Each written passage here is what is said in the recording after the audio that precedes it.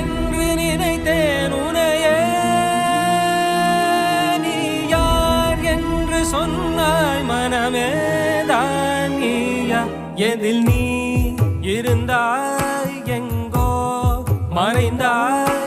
உன்னை தேடி அலைந்தேன் எனக்குள்ளே தெரிந்தாய். இது போதும் எனக்கு வேறு வரங்கள் 100 வேண்டுமா? இறைவா இதுதான் நிறைவா?